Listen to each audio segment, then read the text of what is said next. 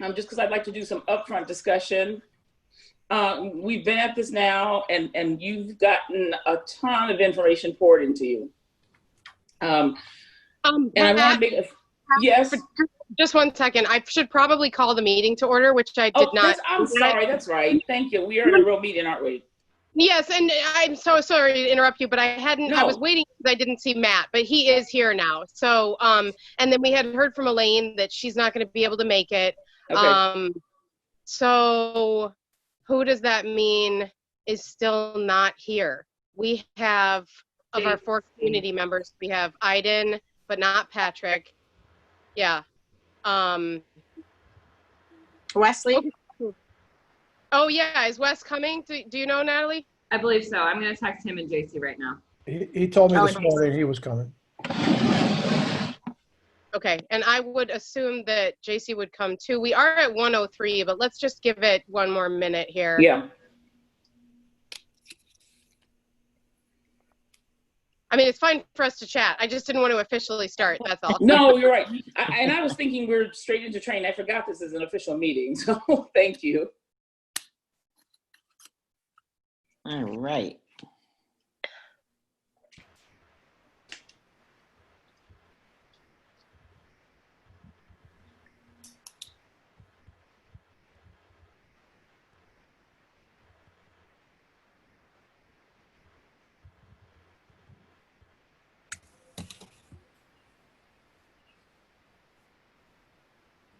Did you hear anything back, Natalie, or not yet?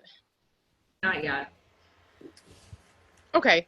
I think I'll go ahead and call the meeting to order then. I know. JC's coming. She's logging on. Oh, okay, great. We'll give her a second then.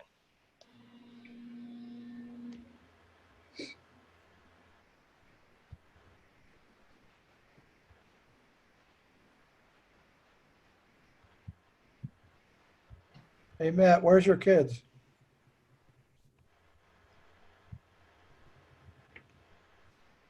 They're here. They're downstairs. He gave him Benadryl. Yeah. We ran them this morning. Yeah. They're up and out. Checked out a new park. We went to the roof of St. Francis parking garage, took in the view, and then ran at South Boulevard Beach. Just got some laps in.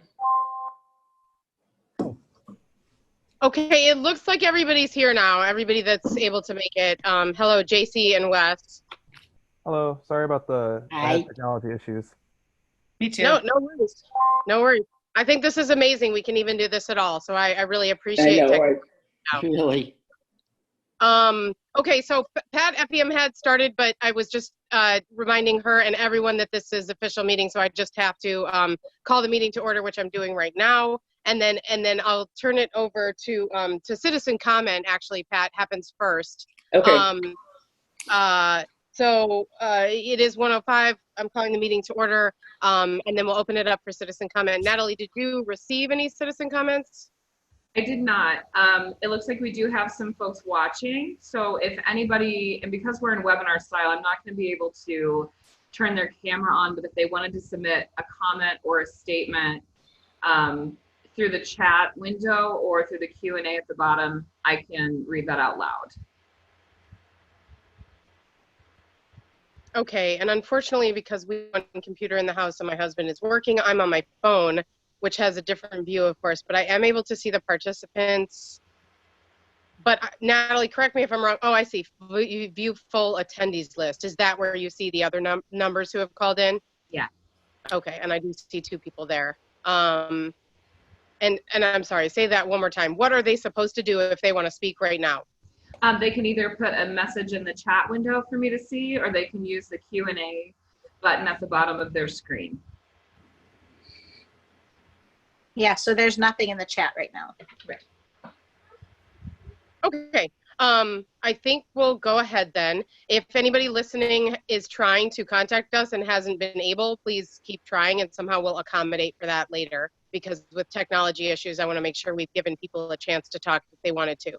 But moving on then, I'm turning it over to Pat. And I think you were in the process of saying leave microphones on. Yes, yes, I'd like you to leave, because I'd like to engage in a little bit of conversation here. We have been at this now for several hours over the course of a few weeks. And I think one of the things we have found is that this is hard work.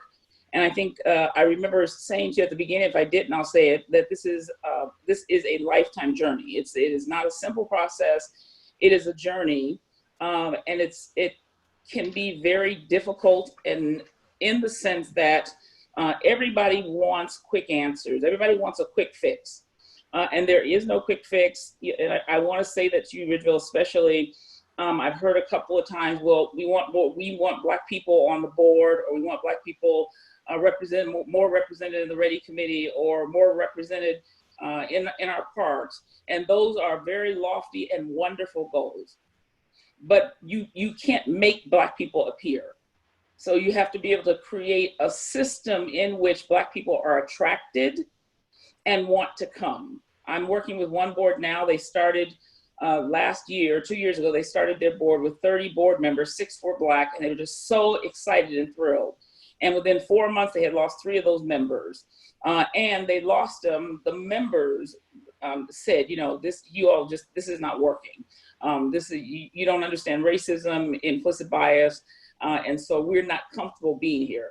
So in trying to open the door, we have to be cognizant of the fact that this is a process and a journey. And so having this committee as the voice of the piece of community engagement is really, really important.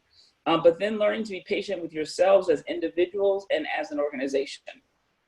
Otherwise, you flip the script from doing equity work, which is creating an environment that allows for diversity to exist. If you don't have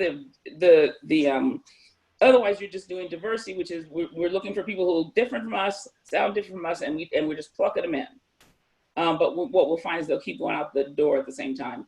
So having said that, I would like to open the floor with a couple of questions. How are you, and I'm specifically asking the white people, how are you feeling about this issue of talking about race compared to how you felt 4 weeks ago? I feel like I'm a nicer guy.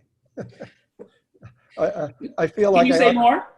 What's that? Can you say more? Yeah, I feel like I understand more. So therefore, simple things like I find myself saying hello to everybody. It's the wrong time of our lives to for a variety of reasons, including COVID and protests and Black Lives Matter and all sorts of things. It's the wrong time in our lives to even think about holding a grudge or not trying to work forward. So I see people, I put a smile on my face, no matter who you are, where you are, and try to enjoy them. Thank you for sharing that. Anybody else? I feel like I've learned a lot. I think that I've also learned the value of listening, and the value of lifting voices above my own, and the responsibility that I have as a white person with privilege and power, the responsibility that I have to really make space for people at the table, for their voices to be heard. And I've also been able to, I've also recognized the limitation in my education, and we've talked about this on just Black American history, and been able to do like a really deep dive and know where to start in terms of educating myself. I just finished, I had read Tears We Cannot Stop, which you recommended. I just finished yesterday White Fragility. I've probably watched like 12 documentaries at this point, and it's been great, and there's so much more. And like I feel really good about continuing my education and knowing where to go from here. Thank you. I basically had the same feeling that I just need to listen more and talk less, and really try to understand all the issues that we're talking about, better understanding the definitions and just you know, a more aggressive listening to what others are saying and trying to absorb it a little bit better. Okay. And what? I hope this comes out right. I'm going from a place of intimidation and guilt to a place of education and understanding.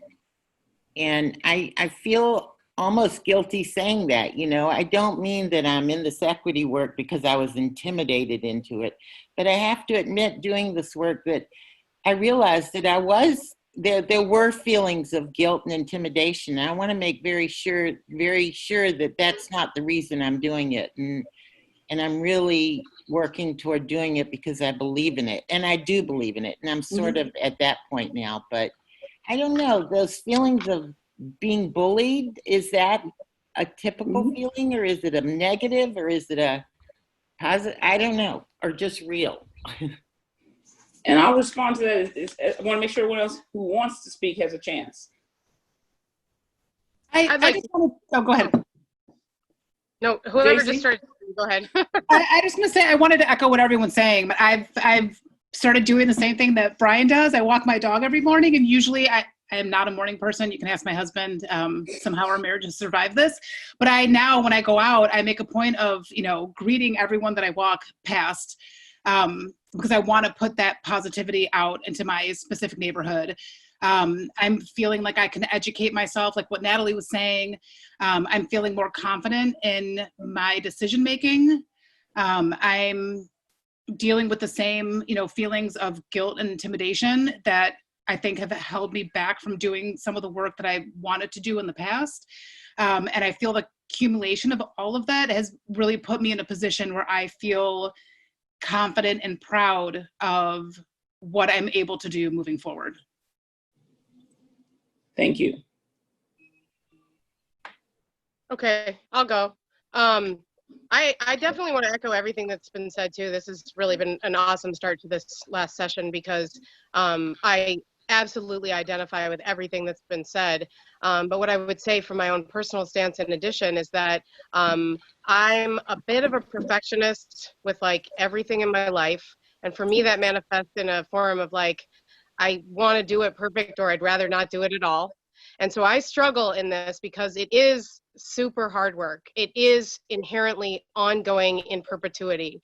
And I constantly feel like the more I learn, the more I realize I need to learn. And so that's a bit overwhelming. It's like if you were climbing a mountain and you climb, you literally go up and you look around and you've gone down.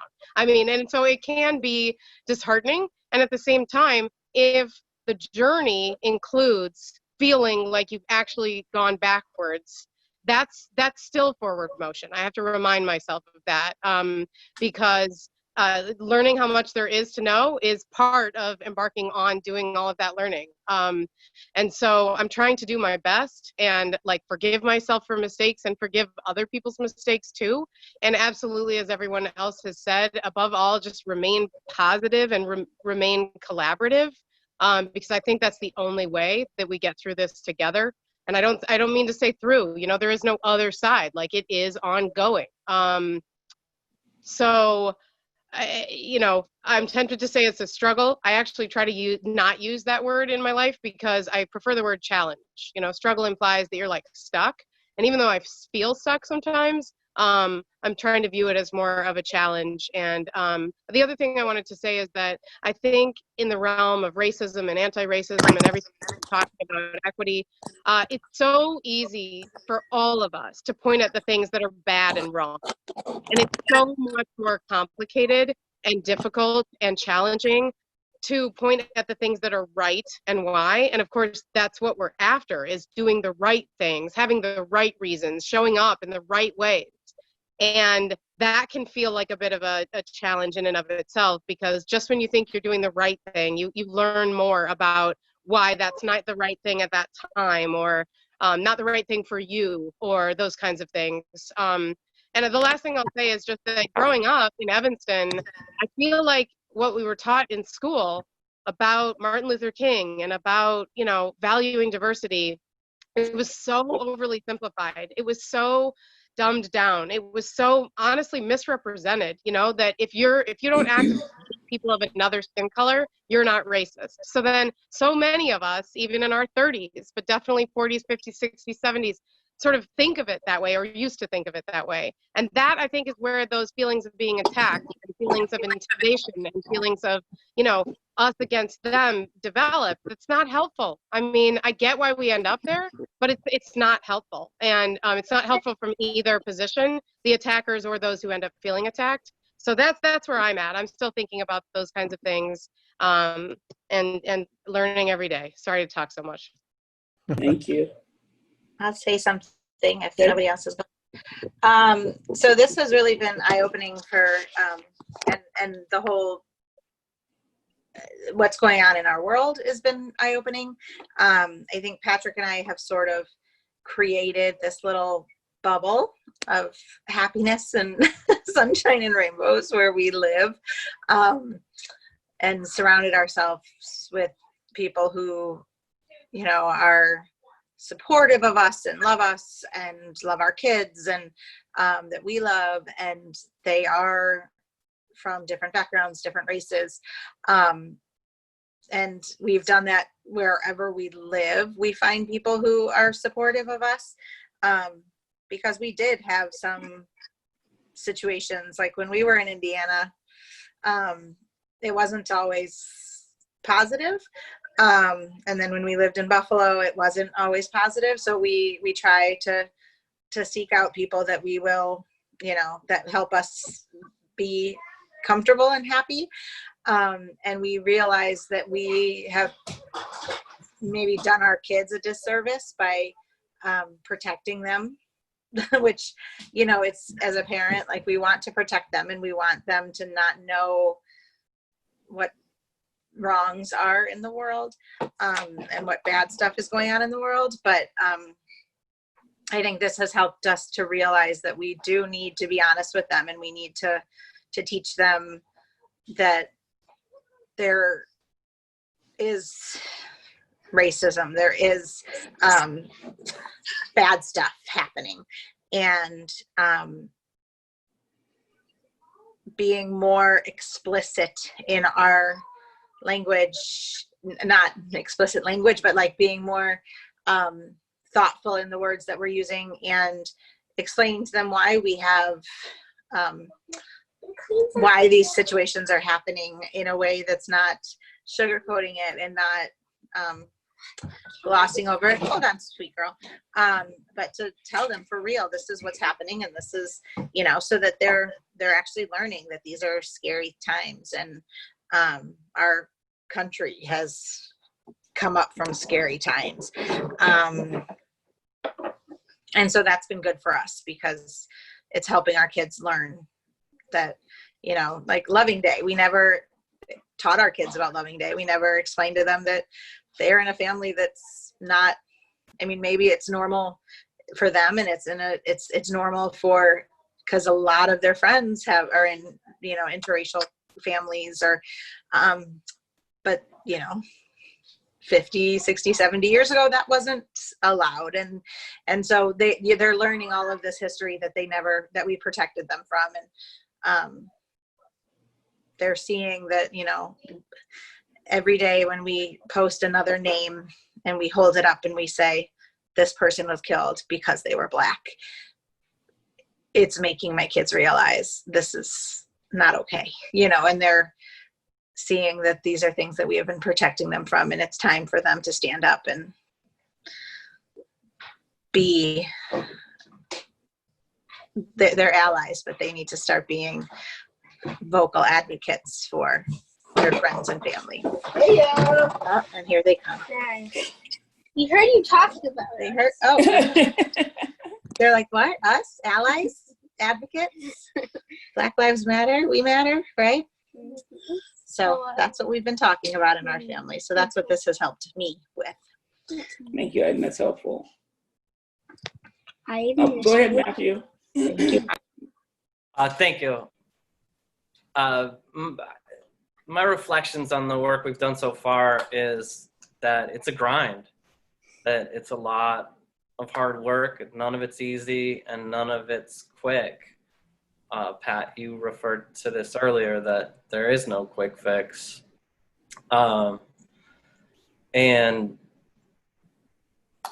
as a white person, it reminds me that this is the reality of Black folks in America every day, and that what we're doing is the bare minimum of engaging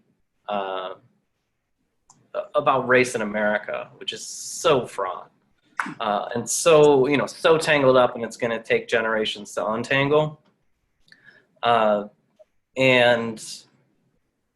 I got turned on to this Arthur Ashe quote recently, which has been kind of a mantra, and it fits into this work. And the quote is, "Start where you are, use what you have, do what you can." And it focuses me is, you got to tackle the work with what you got. Yeah. Start today and keep working. Thank you, Matt. Wes, did hello. you want to I did say white people, so now I want to give you an opportunity. Do you want to share how this has been for you as a Black man? Oh, yeah. I didn't mean to go in the high voice there. Apologies for that. And don't feel obligated. No.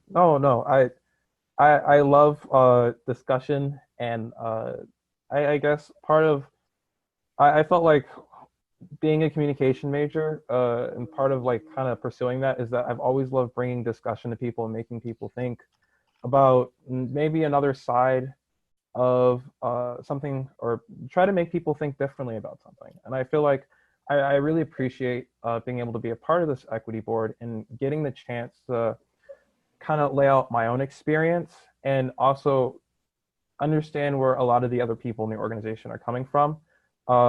I was a Ridgeville kid. I was a camper. I was a counselor. I've been a director for a camp, and now I'm an intern.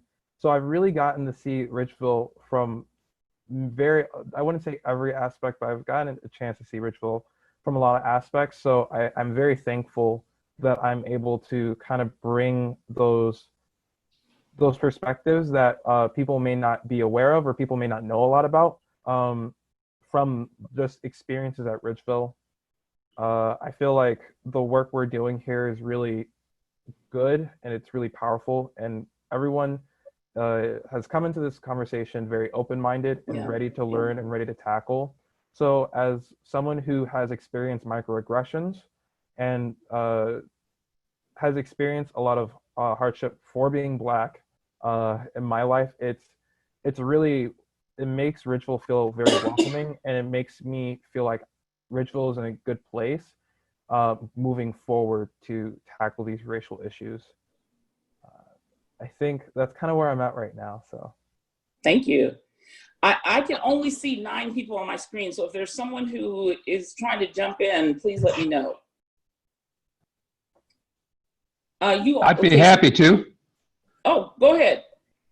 Yeah, this is Dan. Oh, hi, Dan. I'm sorry. As a board member, my reflection is that this has been very helpful to turn a corner at Ridgeville, in my opinion, the last 80 years, since '39 when it was developed in a basement somewhere. And my experience since '92 as a taxpayer and neighbor and part of Ridgeville, and also the last 10 years as a board member and community activist trying to help.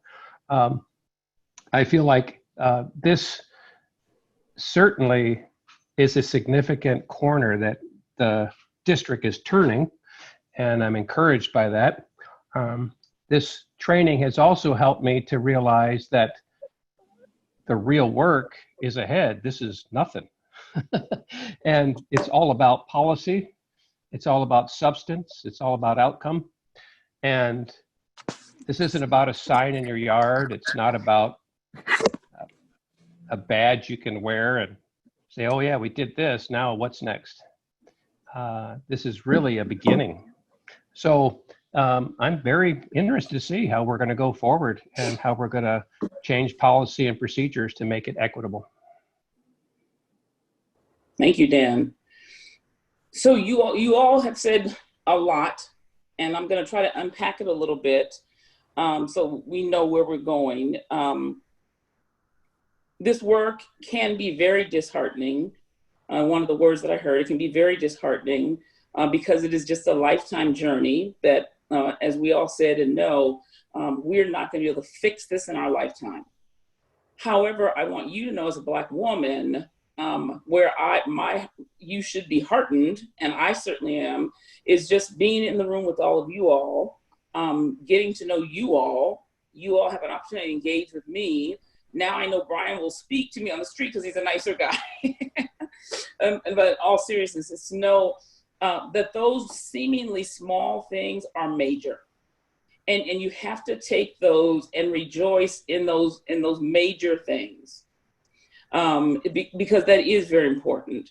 And for a perfectionist, Martha, it is very hard. It's even harder because we want the agenda. We want to know where to start, where we're going, and when we're going to get there.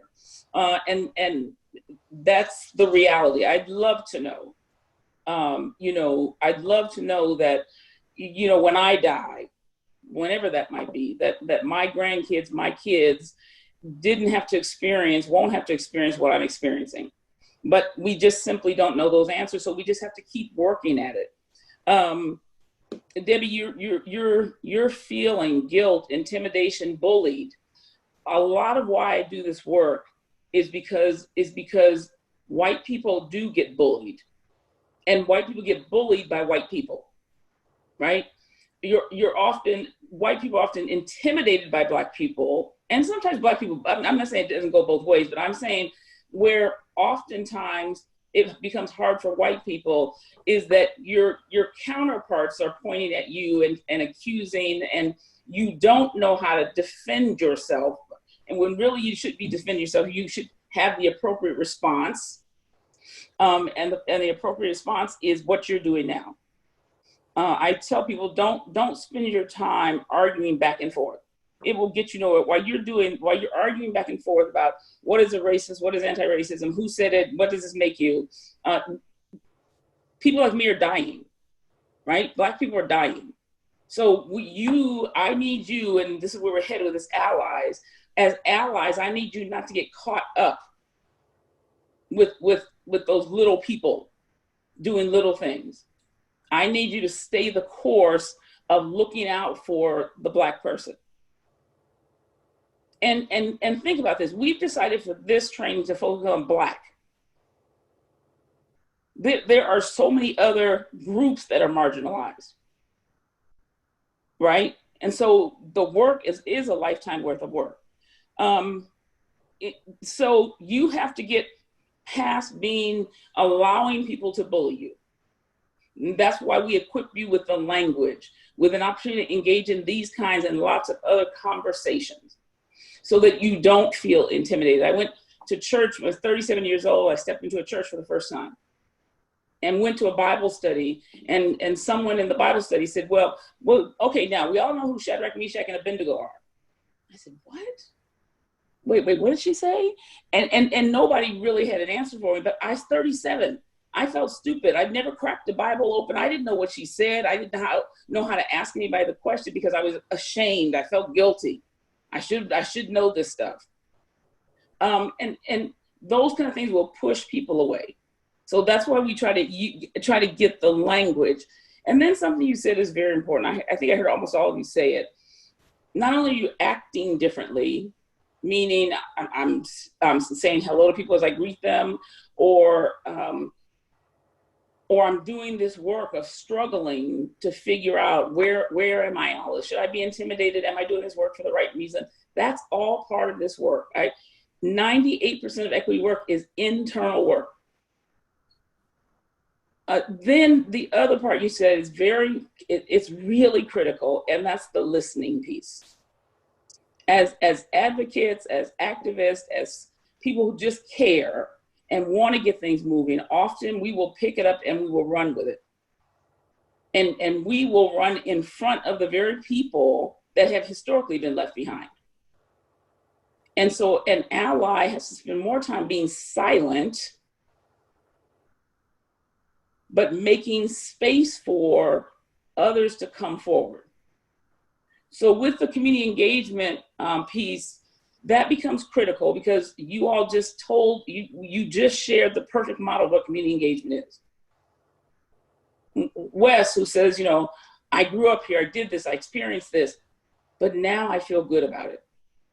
A Wes is likely to come back over and over and over again. And a Wes has a different spin on a story now because he has lived that, right? And so as an ally, the paying attention to the work that you have to do and not listening to the work that other people think you have to do, because we are all at very different stages. And that's critical to know. This work brings up a lot of internal emotional stuff for both Black and white people. We haven't even gotten a chance to share with that, and we will, what it means to be an interracial family. How do your kids identify? What do they call you? Who do, you know, all those, there's a whole nother set of questions. But all of this internal stuff that comes up and makes us start thinking, that's good because it's what's going to drive us forward to continue to do the work. It makes me more accessible to you and you more accessible to me. And so first, you as a white community, you need to be allies, period, to one another. You need to be a group that is determined to work with one vision. And that's some of the work we're starting now. Is to get the vision and then to move forward. But to also know that in the midst of working together, we are just not going to agree. Matt and I do not agree on whether these national statutes should come down. And that doesn't make me, well, I'm the one that didn't think they should come down. But let's say it was Matt, it wouldn't make him racist. He has an opinion, and we have to value that opinion. We don't have to agree, just respect my opinion, right? And so as we go along, we were having a discussion just the other night. There are many people who don't realize that Black Lives Matters is actually a movement. There's some who just think, you know, it's just a slogan. If you actually read the manifesto for it, you may not agree with the movement. It has some pretty strong wording in there. You may or may not agree with the movement, but you do agree that Black Lives Matters, right? And so these are the important things that allies need to keep ever before them, is do not get distracted. Stay focused on the work. And the work gets embedded, excuse me. As Dan said, the work, this is just the beginning. And how we embed it is the really cool stuff. So when we write our equity statement and put our heads together, what do we want equity to look like in Ridgeville? And then when we proudly post that statement, and then when we figure out what direction we want to go in. And then when we look and say, hey, you know, wow, this board is eventually gonna all be gone. Or even let's just say the 3 people roll off the board. You're gonna get 3 people now who don't have any equity training. And they outvote you because you're only 5. And they say, oh, we don't, equity training, we've done that, we don't need it. Well, you can codify that now. Make that part of the requirement of being a board member. And so those are the things that become very important. So let me talk a little bit about, you all do have the handout. Did you get the training outline? Do you have that? Okay, no, it's fine. So let me talk about this. Allies are the people who are deeply invested in ending oppression in all forms. And what we're learning here, we talked about cultural competency. And I can send this to you. Cultural competency, and that's what you're getting a chance to see now. You're getting to look into the Black world a little bit and learn some things and understand that this is a different world. There are things I just don't understand, right? And for some of you, you push deeper and say, wow, I really want to know that. And for others, you're gonna say, I like that part, but I don't want to know that. And I say that my husband's a history professor, and he used to try to get me to love history. I couldn't stand it. I mean, it put me to sleep. However, when I went to seminary and studied biblical history, oh, that's where you have me. So you're going to find that there are all aspects of this that you can choose to work on. And then allies know that members or target groups are not waiting for their approval. That means oftentimes, as you said, you need to be seen and not heard. Simply standing in support or doing what your board did was to say, hey, let's find a consultant. And you were fairly intentional about, looking for a Black consultant. That means you brought another table to the voice that's different, that can contribute. The danger, and I warn you here, is just because Wes and I are great people and you love us both, doesn't mean we're perfect, or that all Black people are like us, or that we have to answer for all Black people. We are just two people who represent difference, okay? And then, so when you talk about getting at the real issues, part of what the assessment is about and part of what the work we're doing is about is learning how to get to the real issues. It is not enough for 4 or 5 people to come and say, hey, this is wrong, and we respond to that. Our response should be to engage the community. I think it was Pat who said he went to buy a beach token yesterday for $168. And the argument in Evanston is that beach tokens should be free so Black people can go to the beach. That may or may not be true. I have no clue, right? But if you were to gather a group of Black people and say, what are your priorities out of this top 5 list? Beach tokens, hot breakfast for kids. Yeah, you go on the list and name 5 things. If I were on that list, if I were looking at that list, that would not be my priority. It might still be a desire. So we need to ask the group what their priority is.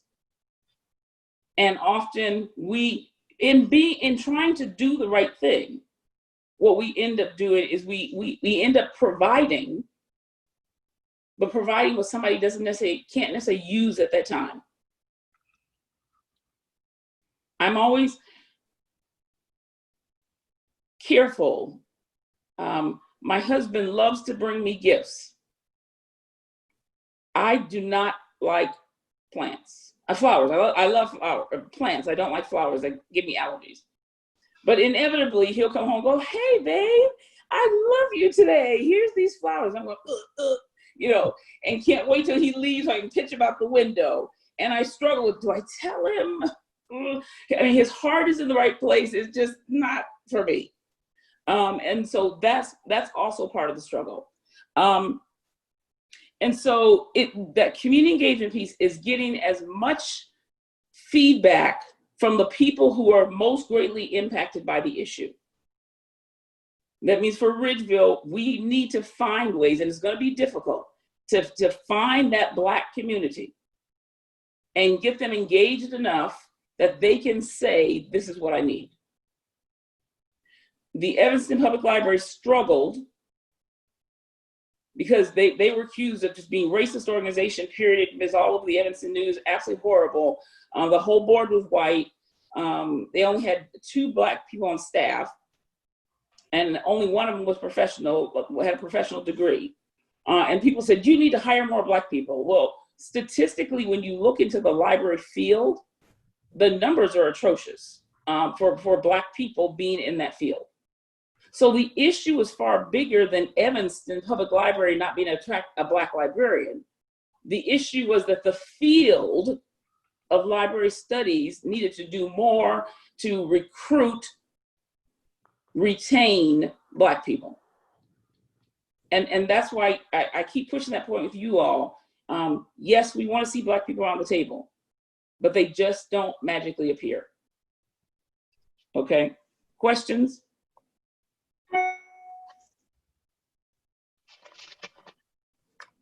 Okay, and so effective community engagement requires thoughtful planning, lots of consideration, and understanding what makes a community a community. You all spoke very passionately last night about what is special about Ridgeville. And I mean, to the point that I was like, tearing up a little bit. Wow, this is a true sense of community. Wow, I just didn't know. I mean, I've heard and I've talked with you all, walked with you all a little bit. I just did not know how deeply you felt that what you get from that. So you do have a sense of what community is. Now, how do we open the doors a little bit so that others can feel as deeply as you do? And then we create welcoming spaces, whatever that looks like. That can be so many different things. But we want to create welcoming spaces and develop alternative means of communication. How do I communicate with whom? Mudlark Theater, Michael Moreau, when he was there, did a play. He and William Eason did a play called ID. And they were selling tickets, and Mayor came to me and said, in my job as chief equity officer, Mayor came to me and said, hey, find $10,000, make this happen. So we did. We got $10,000. They got money. We put the whole thing together. And as we went along, and they started talking about ticket sales, and they were putting everything online. And William Eason said, Black people aren't going to go online. They're not going to do it. And he said, oh, yeah, we can make sure people have access. He said, Black people, my people are not going to go online and buy a ticket for the play. Now, yes, he was speaking very broadly, but he was also speaking from the truth as he knew it. And sure enough, we had very few Black people buy tickets online. They wanted a place to come and buy them. So we handed it out to the churches. People went to the churches, the Black churches, and they bought the tickets. So we had to find an alternative way to reach the broad. Hear me, I'm speaking broadly, because I'll go online in a minute and buy a ticket, right? But speaking very broadly. So that leads us then to what it takes for you all to be allies. And this handout I will send to Natalie. I'm sorry, I thought you all had this for some reason. There are 6 traits to being an effective ally. And one we just talked about is commitment. Those people who are inclusive leaders are committed to, and hear this, Debbie, are committed to diversity and inclusion because these objectives align with their personal values and because they believe in the business case. If these, Debbie, weren't starting to align with your personal values, you wouldn't be conflicted, right? You wouldn't be in that place, well, maybe I'm doing it for the wrong reason, but you're doing it. So that can't be the wrong reason. If it was really the wrong reason for you, you wouldn't keep coming back. You'd give up. So allow yourself to live with that tension and to know that, yes, you're in it. The second trait, and I think you've seen this now, is courage. And it's the courage to speak up and challenge the status quo, but not in the way that becomes that finger pointing, demeaning people, all of those things. It means sometimes speaking up and challenging the status quo is to offer a question to somebody. And I'll give you an example. The city's health director, Black woman, would go to the police roll call. And during police roll call, they go over different suspects, what's going on with them, who just got out of jail. And so we're sitting there and they have all these pictures up, and she's looking and she goes, instead of confronting, and this works very effectively for her, she had her spoon and a little bowl in her hand, and she said, oh, only Black people get arrested in Evanston? And then she let the question hang in the room. Now, everybody knew what she was really saying. It was very effective to say, well, okay, clearly there are more than Black people that get arrested. Why is it that every time I come in here, the only pictures we see on the wall are those of these Black males? And so learning what your voice means is very important, and how to use your voice. And then, and this is going to sound silly, but in your courage, you have to be humble. You have to have humility. And oftentimes for those of us who consider ourselves social activists, advocates, we don't see our lack of humility. I know what the answer, I see it and I want to fix it. And there is no humility in that. As opposed to saying, hey, Natalie, this is what I saw yesterday and this is what I felt. Did you get that same feeling? And I always have both Black and white people around me that I can call and ask those questions. This white man did this to me in the store. And then he said this. I felt like this. And they can either help confirm or deny my feelings, right? Maybe I know that I'm hypersensitive as a Black woman. So if somebody doesn't walk by me and speak to me, I never assume it's because they have a bad morning. I never assume it's because they can't speak verbally. I assume it's because I'm Black. Now, that's irrational, but that is my lived experience. And thank you, Brian, because in this day of masking, it seems like people, we think we've forgotten to speak to each other. And so I try to go out of my way. I generally try to go out of my way and say hello anyway, but now, especially with the mask on, I'll wait, hello. All right, so that courage, commitment, courage, and awareness of your bias. Don't forget that, please. That is so important. You have to be mindful of your personal and organizational blind spots. And then you have to self-regulate. Anybody remember what my bias always shows up as? I have a bias toward Debbie. I didn't hear you. You're on mute. Sorry, Black men? Yes. So my Short inherent, right? What'd you say? Short. No, just Black. No, it was just Black men. Okay, I thought it was short Black men. No, Black. And I have to really pay attention to that wherever I'm at, particularly in professional spaces. I notice that I will go in a professional space and I'll speak to everyone first and then speak to the Black person, man. Or I often find if I'm not checking my bias all the time, so the Black man will start talking, I start writing my grocery list. So those are the places, that's why it's so critical, is because they're so deeply buried in us that we have to consciously be aware of them. All right, so commitment, courage, awareness of our biases, curiosity. Natalie speaks about this one a lot. You have to have an open mindset, a desire to understand how others view and experience the world. And boy, you have to have a tolerance for ambiguity. You have to have a tolerance for that ambiguity. I mean, it is what it is. There are no simple answers. It is what it is. How can I be Black and have a bias against Black men? It makes no sense, right? But it is what it is. And so I have to live with that reality and constantly check myself. And then you have to continue the push to become more and more culturally competent. And if you remember from one of our earlier lessons, cultural competency does not require you to memorize somebody's culture, Black culture. It does not require you to memorize who the Black pop artists are, who do I call Black or who do I call African American, what movie is it that I should be watching, what word is politically correct. It's just an awareness that the world around me is much bigger than me and the way I think. And so as an ally, you'll find yourself asking more questions to uncover what you don't know. Those of us who struggle with our humility,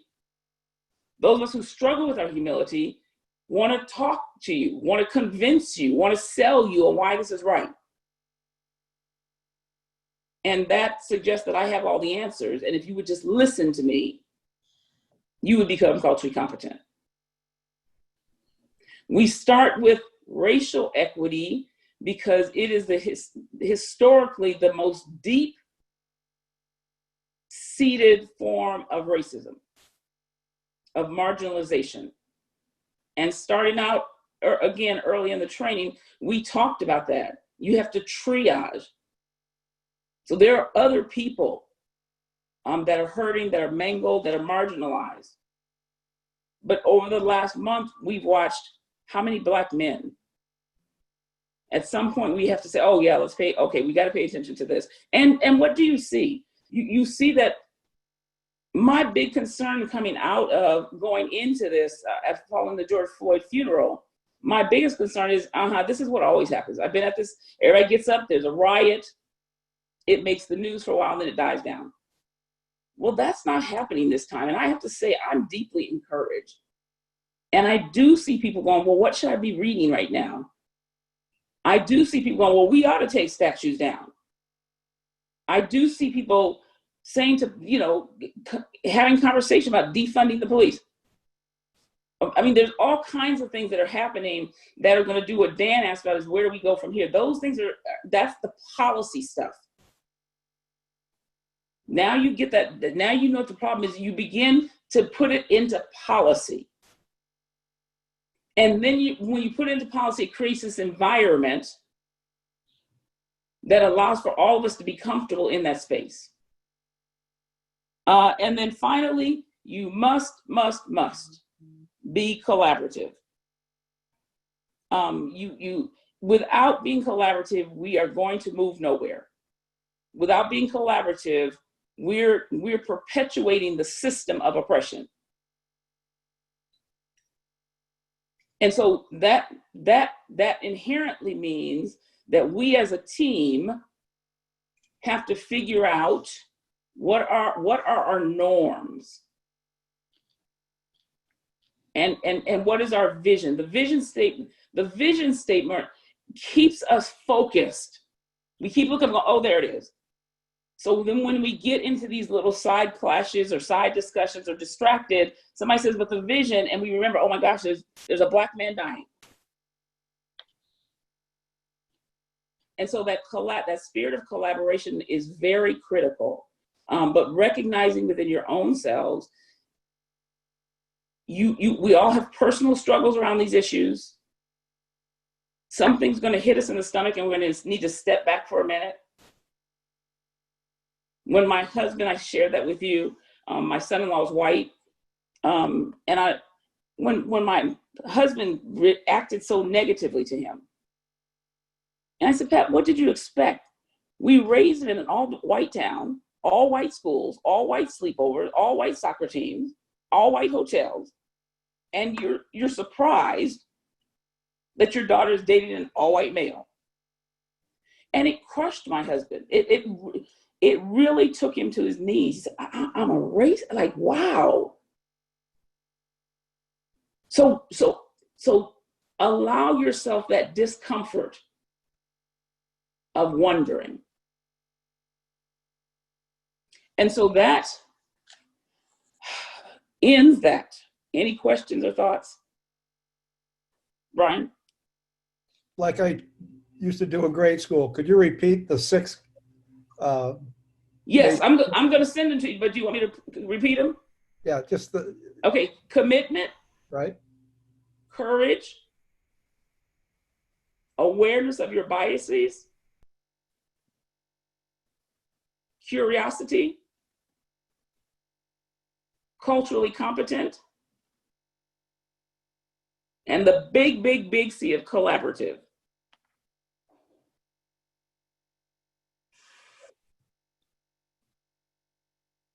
Okay. Whew. Thoughts, questions? We have a couple of minutes left. Go, Wes. I do want to say, from kind of how I feel, what I'm hearing from how everyone's feeling is that there's a sense of we know we're doing good work and we know that we are improving, but there's a sense of, like, how do I put this? The end goal, it feels very fuzzy. We feel like we're like deep in the tunnel, and you're seeing darkness from both sides. We do have a lamp, so it's not like we're completely shut out, but it just feels like, gosh, when does this tunnel end? When do we, if there is an end even at that point, when do we really feel, when will we start seeing that change? When will we start feeling like the work we're doing is showing up in our community? And I just want to, it's not a quote from a famous person, but it's something that I've learned to live by. Going into college being very stubborn. I blame my youth, but being very stubborn and not loving change. I've always been this way. And I remember I am a member of Evanston Scholars, which is a nonprofit group in Evanston. They help kids of low income and minority get into college at a cheap and affordable price. And they start with you in high school, and they're with you all the way until you graduate from your 4-year university. And I remember I was at one of my weekly meetings that I was always dreading because I knew I could be doing something else. And someone said something really important to me. In your life, you're going to encounter things that you don't like, or you're not used to, or make you feel scared. You're going to have a lot of times when you feel like you may not have the necessary tool set to tackle a problem, but the most important thing you can do is be comfortable with being uncomfortable. Change cannot happen, growth cannot happen until you come to a state by yourself where you feel okay with being in that gray area and being in the ambiguity. You don't get 2 + 2 doesn't instantly equal 4. There's a whole equation that happens. There's a process, there's a step. You got to add the addition sign. Maybe you got to write it down. Maybe you got to put in your calculator. But it just doesn't instantly become 4.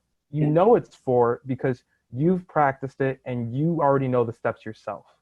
But that's not always the case. We don't always have the steps on hand. We don't always have all the answers on hand. But being open-minded and being willing to be uncomfortable is probably one of the biggest reasons that, like, why I feel like I've been doing so well in my life as of recent, and why I feel like we can do the change, is that everyone's allowing themselves to be in this vulnerable state, and being okay with that, I think, is really important. Thank you. Yes, thank you very much. And that's very important. Sit with that, because that's very important. And let me say that it does for you all who heretofore our time has been spent learning, sort of in a classroom setting, so to speak. There are some very tangible next steps.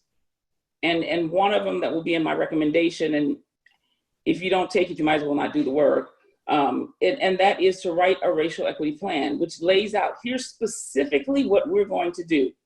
Over the course of the next year, we're going to do these 10 things, these 6 things, whatever it is. That's part of what this committee's work is about, is helping to give shape to that. So first, we got to write the vision for what we want equity in Ridgeville to look like. And then that's our vision. What are we going to do? What steps are we going to take to achieve that? Those will be very tangible things. And so we will get our hands in and do some, the more tangible part. The training often is the most, it can sometimes feel disheartening because I'm learning a lot, but it's like, oh, but how do you fix these things? There is a path. And I can tell you that, I think, what are there, 10 or 12 of us? I have 10 or 12 more allies that I didn't have 3 months ago. That's deeply encouraging for me. and to know that, you know, you all are thinking about it, you're pondering it, you know, where we go with it, how we get there, very different things. But I feel, having worked with you all, the one thing I can say is you all are truly committed. And if you're not, you're an awful good liar. But I see the struggle, I see the grappling, I see the questions, I see the looks on the face, I hear the thoughts.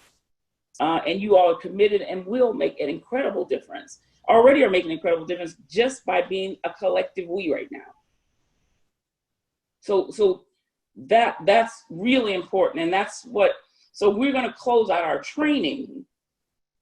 And then what happens for you all from here is that I think most of you on the call last night is that my report, my assessment of the current condition will be given to you sometime early August, where I think we're going to talk about dates, Natalie.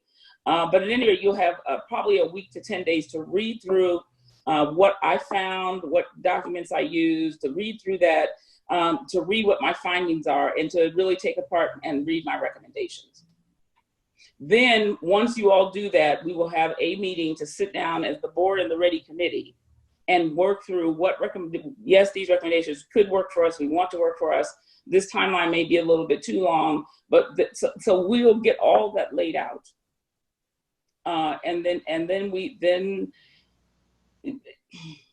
the work doesn't begin, because it began a long time ago when we got together. But then the boots on the ground gets going. Yes, JC. I know, you know, like this committee is not necessarily to talk about programming and that sort of thing, but something that occurred to me that I would be really interested in seeing is having a junior Ready committee. I think our camp kids, this is a conversation, I mean, not quite to this level, but within their realm, this is a conversation that comes up a lot over the summer in terms of accepting people's differences. Which is one of the things as a camp counselor I love about Ridgeville is that there really is this big push for kids to be okay with who they are. Yeah. And although that hasn't necessarily been attached to race at this point, it's been more attached to personality. And yes, I would love to have an opportunity to have, I mean, the camp kids, I think, are one of our biggest constituents right now. This is completely absent. I think it'd be really nice to see what we can do with their ideas too. Yes, you got lots of thumbs up. And then Debbie.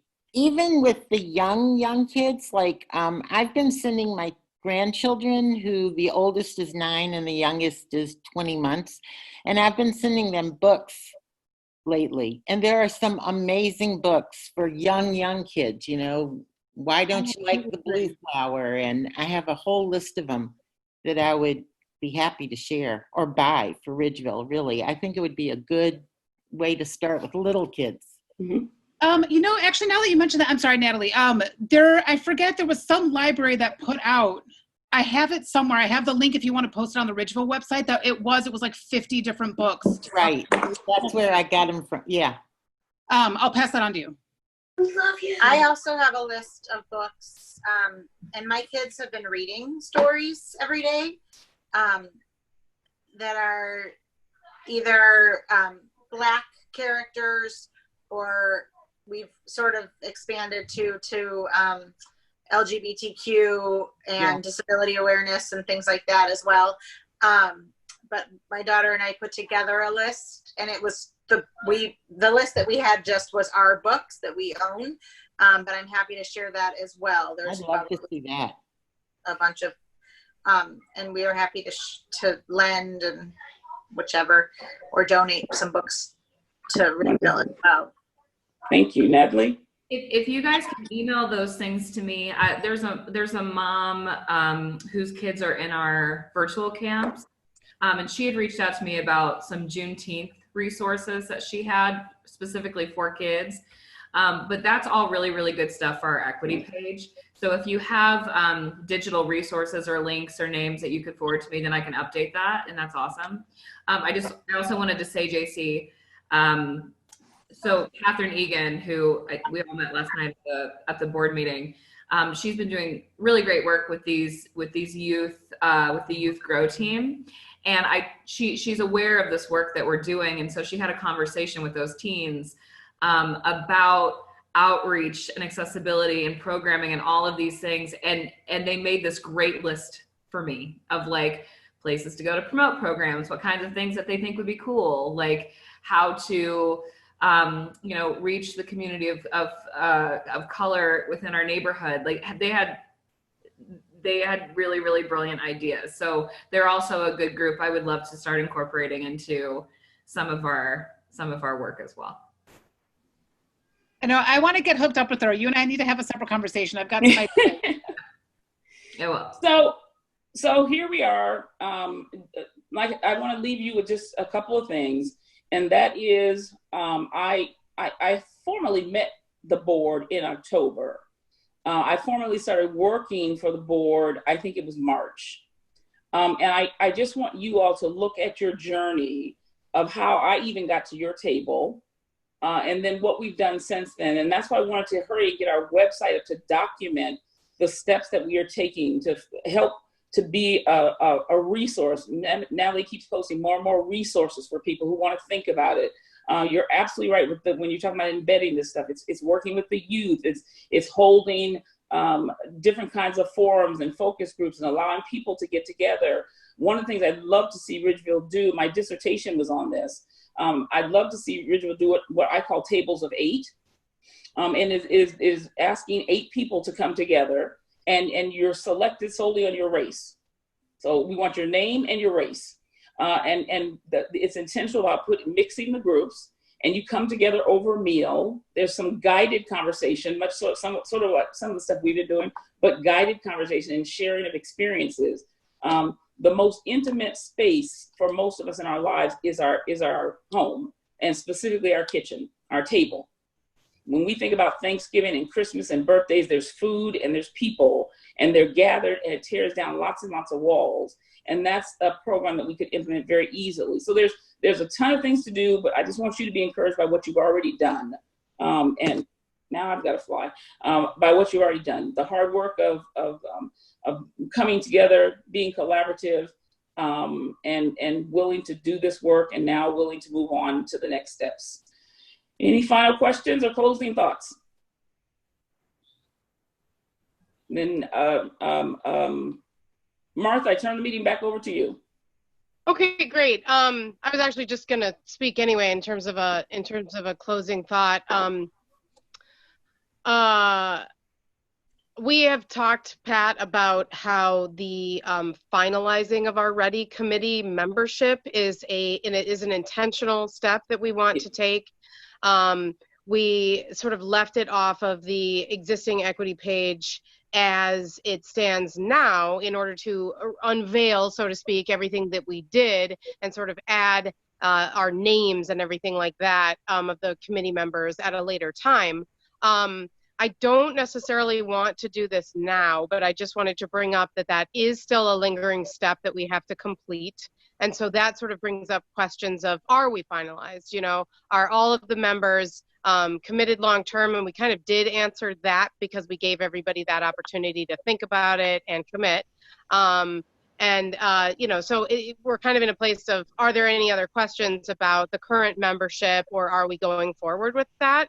And many of you know that I have some thoughts on the subject, but I've actually chosen at this point in time to not use this meeting time to talk about that. I do think that it's something that I would just request that everyone, board and committee included, give additional thought to, and that anything that may come up for people should get discussed thoroughly, and you know, anything get dealt with as needed before we take that finalizing step. And I feel strongly about that for a couple of reasons. One is that even though we've had commitment from individuals, you know, conscious commitment made for membership to the committee, to me, that's almost kind of not good enough. You know, you're saying that you're committed long-term is great. Behaving in ways that make it seem like you are in fact the best fit for the committee is super important as well.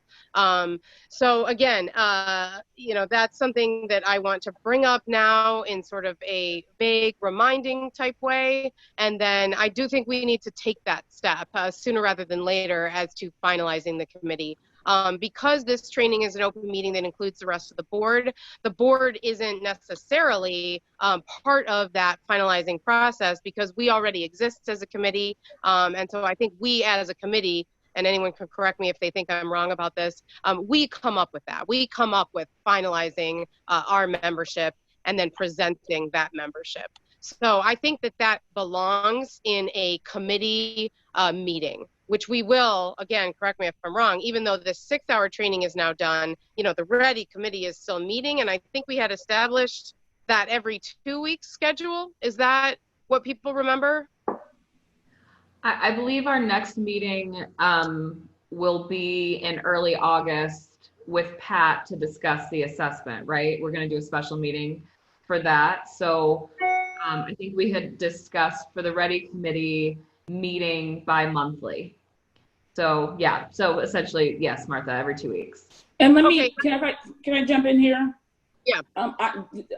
Let me just echo what you're saying is this committee has to be formally recognized. You want all the pomp and circumstance that comes to say that the board endorses this subcommittee and lay out some specific things that the board expects from this committee, but also that the committee expects. The committee surely will grow. We don't want it to get too unwieldy. You never really want to get over 7. No, certainly no more than 9 people. But even that's pretty big. You want to formalize it. You want to talk about how terms and such as that. And I think that meeting is probably the place to do that. I'm hesitant to formalize it before anybody gets through training. You go through this training and you see what it is you might be signing up for. You may say, hey, I've got your back, but this is a heavy lift for me and I can't do that right now. So by the time my report comes out and the recommendations and people read that, by the time we get to the meeting, people will have been able to make a determination about whether they want to make that kind of commitment. I think that's brilliant because that includes 2 pieces. One is that we've actually gotten through something and reached an end point of sorts, and that we're also staring down the next steps very clearly and specifically. And that's a great point at which to sort of formalize the group that helps to execute those things moving into the future. And Natalie, thank you also for the reminder that the READY committee meeting, it makes the most sense that whatever substance there would be to that portion of a meeting, it should also just be taking place at the same time as all of us hearing Pat FEM's assessment report and recommendations. And in other words, that's also going to be an open meeting because the entire board will be there as well. And as to when that is scheduled, that's TBD, but we were kind of shooting for, remind me, third week of August or first week of August? Brian's out of town on first week of August. Yeah, somewhere early August, somewhere before mid-August. Before the board meeting. Right. Right. And sometimes we try to have our special meetings on Thursday evenings as well, just to keep that consistency, but we don't have to do that. And we'll handle the scheduling of it outside of this meeting. But so shooting for sometime early August, I think is great. And that's all I have to say. We don't have on our agenda an additional citizen comments section. I'm not entirely sure if that's intentional or if that's just sort of a simplified version for a special meeting. But given that our board meetings do have 2 citizen comments sections, I just want to open it up in case anyone else was expecting to speak and wants to. So, and if not from the community, any other final thoughts from anyone is fine at this time. I personally, I feel obligated. I mean, I know a lot of you heard me speak at the board meeting last night. I personally, I've sat on several committees. I've sat on several boards. I personally do not feel comfortable sitting on a committee with somebody who is opening up conversations about ending the committee. And I just want to put that out there. That is not, to me, a safe place for us to be with somebody on our committee who's working against what we're doing. I stand by what I said yesterday. I really do feel like Dan needs to step off the board, and I feel like Dan needs to step off this committee unless he's willing to change his behavior. Thank you, JC. is anybody else feeling like they want to speak before we end? And Natalie, just to be clear, you didn't get any citizen comments in the chat or anything like that? There is a comment in the chat. I can read it out loud. I don't know if it was intended to be read aloud as a citizen comment. It came before you asked for it, but I'm happy to read it. Sure, and then I did see Brian's hand. So why don't you read that, please, and then we'll hear from Brian. Okay, we just had from Beth Stair. She said, "Thank you, Ready Committee. I appreciate you, and I'm encouraged by the work you are doing and are committed to do." Thank you. And then Brian? I just wanted to thank Pat because I said this before, this is a very well-spent hour and a half for me because I continue to be enlightened, I continue to learn, and when I walk out of Dunkin' Donuts and say hello to 5 different people, it's because of the change that has been effective through these meetings. It's changed me. And thank you, Pat. Well, thank you. I'm not perfect. Well, then you belong to my club officially then.